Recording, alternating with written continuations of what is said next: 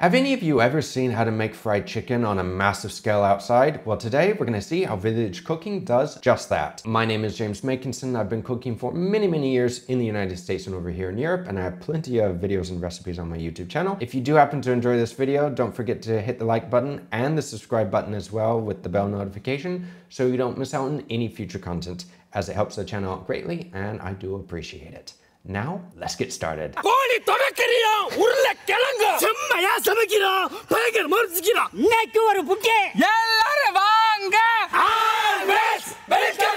Do they have that energy in like every single video? My goodness, you just feel it, don't you? It just goes right through the video. You feel energized.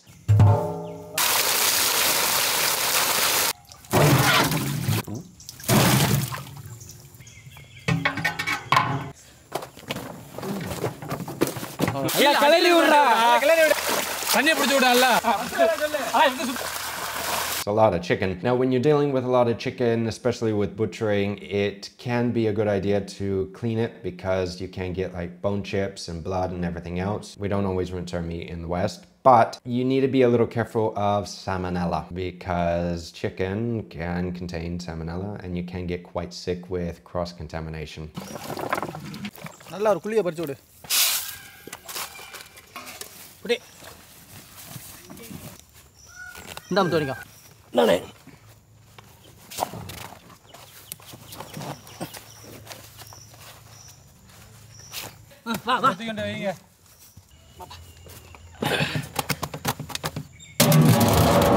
This is interesting. They're going to be steaming the chicken like we saw with the biryani video as well, where they steam the lamb or the goat. Water boils at 212 Fahrenheit or 100 Celsius, and anything above that will turn to steam. Now steam, since it's hotter than water, will cook faster.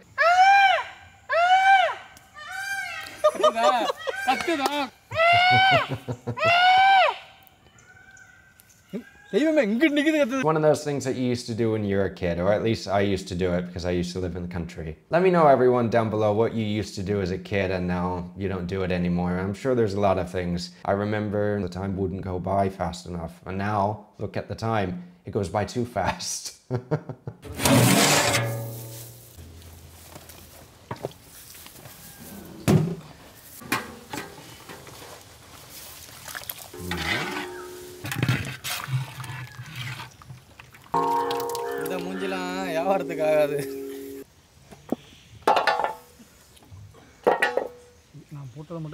Now, if any of you are curious as to why meat falls off the bone, after an extended period of time of cooking at either a low temperature or a temperature sufficient enough, the collagen and the connective tissue in meat will break down. And since it breaks down, there's nothing connecting the muscle to the bone anymore, and it will literally fall off. And cooking with anything on the bone, for example, chicken drums, the legs, is usually more flavorful than things such as chicken breasts.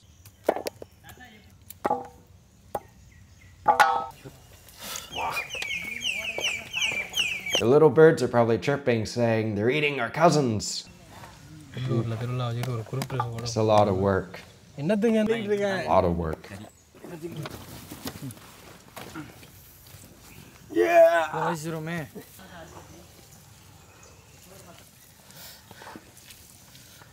Speaking about chicken, now would be a good time to have a word from our sponsor. Let's talk precision and convenience with the Tyfer Sync Gold Series wireless thermometer. Perfect for serious cooks and chefs. It offers dual stable connections with sub 1G, Wi-Fi and Bluetooth, giving you over 3,000 feet of unobstructed range. It even works through obstacles like foil-wrapped roasts. With this smart base, you can track and set your cook while using your phone, checking temperatures anytime and anywhere. Plus, with 6 sensor probes, you get ultra-accurate readings for both internal and ambient temperatures. It's made to last, it's heat resistant up to 932 Fahrenheit and waterproof, making it the most reliable tool for your barbecues and kitchen. So grab your Tyfer wireless thermometer today by using code CHEFJAMES001 for 10% off in the description. Make every cook perfect. Thank you, Tyfer, for sponsoring this video.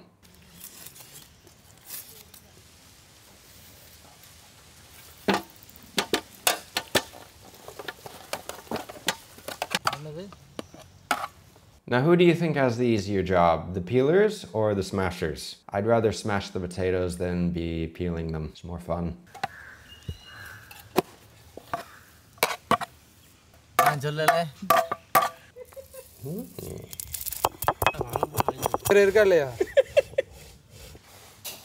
Ooh, now it's time for the spices. That is a lot of black peppercorns. I bet they're going to be adding some garam masala and some other spices as well. I know I'm being generalistic, but Indian cuisine is never bland. It's usually very, very flavorful.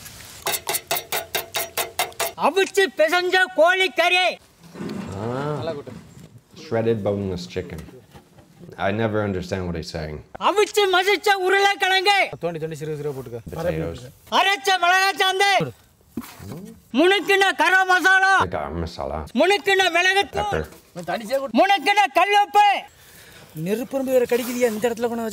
And the salt. Well, they're adding flour as a binder. You don't need to. I mean, the potatoes are fine. You can use them as a binder, but the gluten in the flour helps.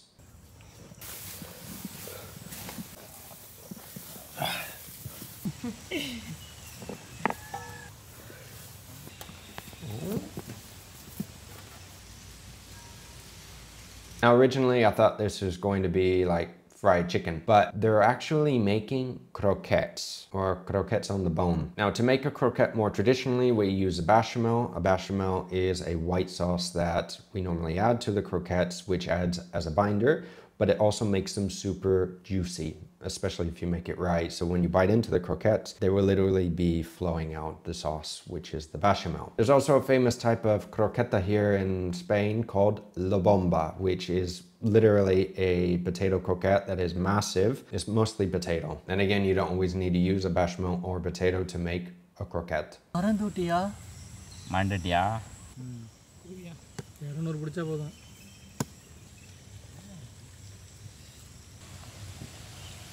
Now, what they're doing is called breading in English, and the French term is to paner. Normally, when you bread anything, or to paner, it's flour, egg, and breadcrumbs. They already put flour in the mixture, but normally you're supposed to dredge it. To do it without the flour in the beginning, it's called paner à l'anglaise, which is to bread the English way, I guess, without any flour.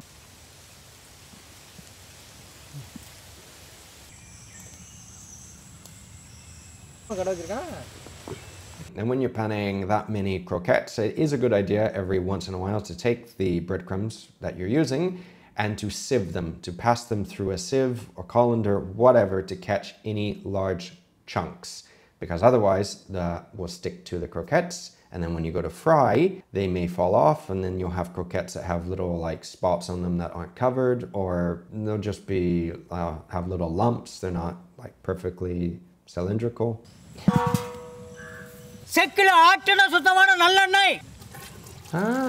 Ghee.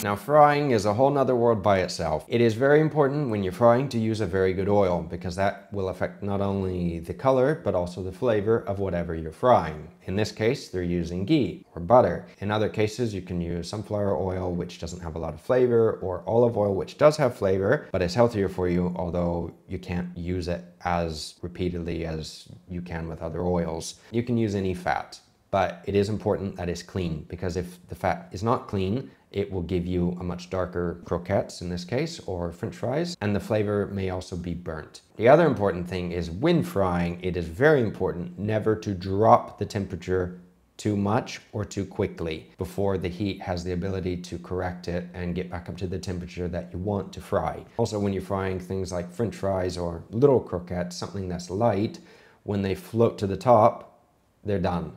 If you want a little more color, you can fry them longer.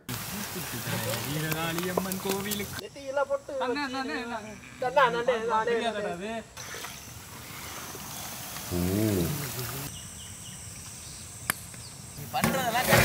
And normally when you're frying a lot, like a lot of French fries, a lot of croquettes or whatever, it is a good idea to put them on a container, either a gastro that's perforated or some paper underneath or something to allow the excess oil to drain. Otherwise, you can end up with some soggy chips or croquettes.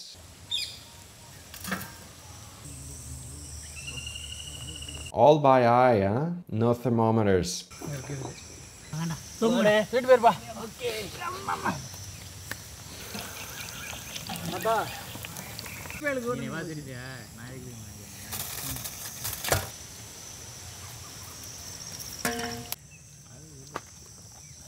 There's that sauce again, or the curry that a lot of you guys said. Now, I don't know what name it's called because a lot of you gave it so many different names that honestly, there's a list of like 20 different names.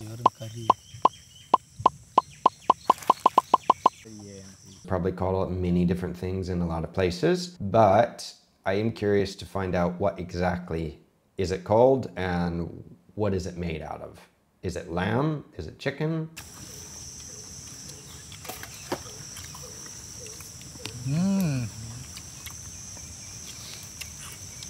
Ah, someone seems happy, don't they? வெறும் கோழியோட தொடக்கறியா வாங்கி அதை எலும்பு தனியா கறி தனியா அவிச்சு பிச்சு எடுத்துட்டு அதுல உருளைக்கிழங்கு சேர்த்து அந்த கறியோட மசிச்சுட்டு அந்த எலும்புக்குள்ள உருண்டை பிடிச்சி வச்சு அதை எண்ணெயில போட்டு பொரிச்சு எடுத்து சாப்பிடுறதுக்கு அதுவும் இந்த ஆட்டுக்கறி குழம்போட வேற level taste. I think I need a translation. I think he said very tasty, basically. Am I right?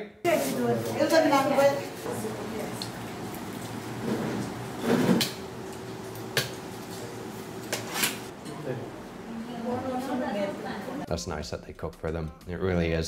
And I'm sure that they appreciate it quite a bit. Overall, a very good video, and it was fun to see them cook outside in such a massive scale with just a wood burning fire. I can imagine it took them hours to do this, and I'm sure they started early morning and finished late at night. Let me know your thoughts down below on if you learned anything new in this video, and if you did, be sure to give the video a like and a share.